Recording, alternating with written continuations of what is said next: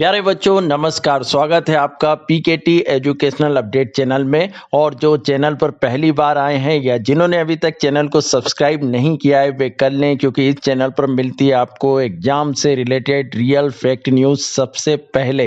तो student channel को subscribe करके जरूर रखिएगा। तो दो तीन बातें मैं यहाँ बहुत इंपॉर्टेंट बताने जा रहा हूँ स्टूडेंट, तो पूरा वीडियो बिना स्किप किए आप लोग ध्यान से देखना। बहुत से स्टूडेंट्स पूरा वीडियो देखते नहीं है, फिर क्वेश्चंस करते हैं कि ये इसका क्या होगा, एग्जाम कब होंगे। तो स्टूडेंट प्लीज आप सभी से रिक्वेस्ट है कि पूरा वीडियो देखा करें ताकि आप लोगों के सभी डाउट्स जो है वो क्लियर हो जाए। तो कुछ बातें स्टूडेंट्स मैं यहाँ पर क्लियर कर दूं। पहले तो ये कि 10वीं की परीक्षा नहीं होगी, 10वीं की परीक्षा रद्द हो चुकी है। दूसरी इंपॉर्टेंट बात ये कि 10वीं में किसी को भी फेल नहीं किया जाएगा, चाहे वो गवर्नमेंट स्कूल का स्टूडेंट्स हो, प्राइवेट स्कूल का हो या प्राइवेट स्टूडेंट्स हो।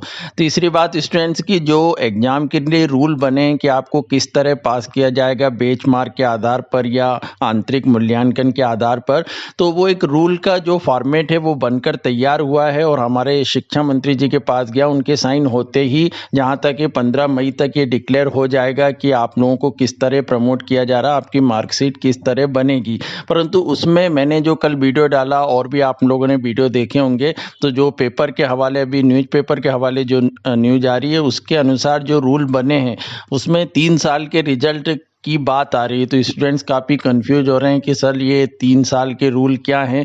तो अभी हालांकि पूरे रूल नहीं आए हैं, जो भी पास होते हैं, क्योंकि 3-4 फॉर्मेट पे एमपी बोर्ड ने काम किया, डीपीआई ने काम किया और उसको शिक्षा मंत्री जी के पास भेजा। उसमें जो भी फाइनल होता है वो आप लोगों को फिर उसके अनुसार पास किया जाएगा।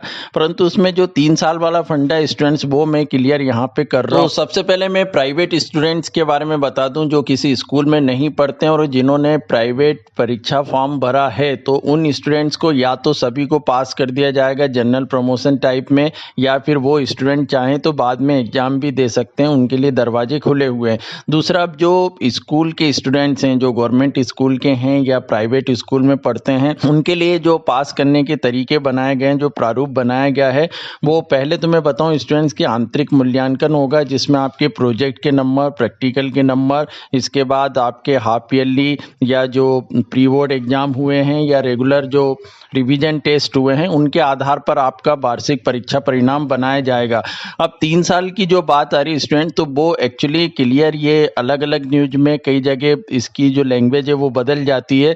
3 साल स्कूल के रिजल्ट को देखा जाएगा कि विगत 3 साल में स्कूल का रिजल्ट कितने % रहा है, उसका एक एवरेज निकाला जाएगा। उसके बाद इस साल रिजल्ट बनेगा। हालांकि सबको पास करना है तो स्कूल का रिजल्ट तो 100% आएगा, परंतु उसमें भी एक क्राइटेरिया होगा स्टूडेंट। जैसे मान लो एवरेज निकला, उसके बाद किसी भी स्कूल का, वो गवर्नमेंट हो या प्राइवेट स्कूल में, जैसे एवरेज के बाद आपके फर्स्ट डिवीजन में कितने स्टूडेंट्स आए थे, सेकेंड डिवीजन में पिछले 3 सालों के एवरेज में कितने स्टूडेंट्स थे, उसके हिसाब से ही इस साल भी आपको रिजल्ट बनाना पड़ेगा। अब मान लो आपके 85 से 95 के बीच 20 स्टूडेंट्स आए थे, जो एवरेज निकल के 3 साल आया, तो उसी हिसाब से आपको इस साल भी 20 जो आपके अच्छे स्टूडेंट्स हैं उन्हीं को 85 से 95 के बीच % देना पड़ेगा।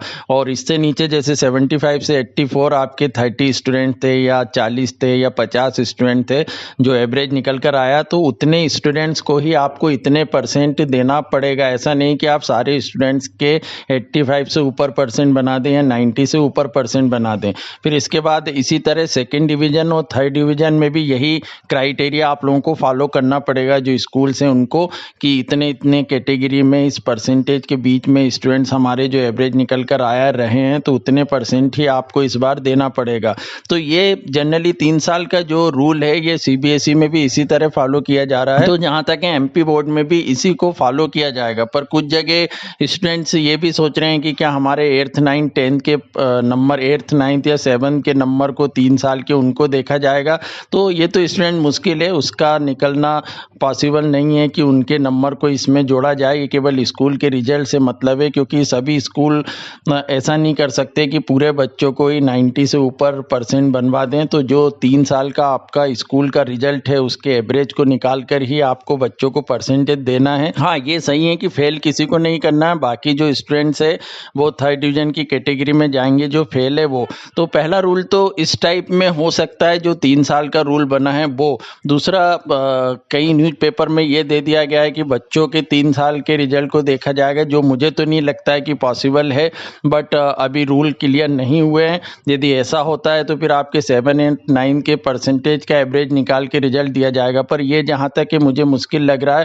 पर एमपी बोर्ड ने हो सकता है इस टाइप में भी कुछ सोचा हो, यदि रिजल्ट को क्लियर करना है उस हिसाब से नंबर देना है, क्योंकि कुछ जगह ये भी बयान दिया गया है कि हम सीबीएसई से थोड़ा सा अलग बनाएंगे। तो ये स्टूडेंट्स अभी थोड़ी सी कंफ्यूजन की कंडीशन है, तो ये तभी क्लियर हो पाएगी जब प्रॉपर इन 3-4 जो रूल बनाए हैं एमपी बोर्ड में से उसमें से कौन सा पास होता है शिक्षा मंत्री के द्वारा, और उसके बाद जब ऑफिशियल न्यूज आती है। हालांकि रूल बन गए हैं, ये क्लियर है कि एग्जाम नहीं होना है और आप लोगों को प्रमोट करना है, फेल किसी को नहीं करना है। ये 100% न्यूज आ चुकी है, आप इसका टेंशन ना लें और बेफिक्र रहें। परंतु जो रिजल्ट बनेगा उसके लिए जो ड्राफ्ट बना है, जो नियम बने, उसमें थोड़ा सा अभी कंफ्यूजन क्रिएट हो सकता है। तो जब वो प्रॉपर रूल आएंगे मैं आप लोगों को उस पर एक्सप्लेन करूंगा डिटेल में और बताऊंगा कि किस तरह रिजल्ट बनेगा। तो ये 3 साल के कॉन्सेप्ट को लेकर ये काफ़ी बच्चों में कन्फ्यूजन था, डाउट था, तो वो मैंने यहाँ पे क्लियर किया। तो अब इंतजार करते हैं 15 मई तक का, जैसे ही ऑफिशियल न्यूज आती है मैं आप लोगों को फिर डिटेल में समझा दूंगा। चैनल से जुड़े रहिए, और जिन्होंने अभी तक सब्सक्राइब नहीं किया, जो पहली बार चैनल पर आए, वो सब्सक्राइब जरूर करके रखें ताकि प्रॉपर आप लोगों को जो है वो न्यूज मिल सके। Thank you so much.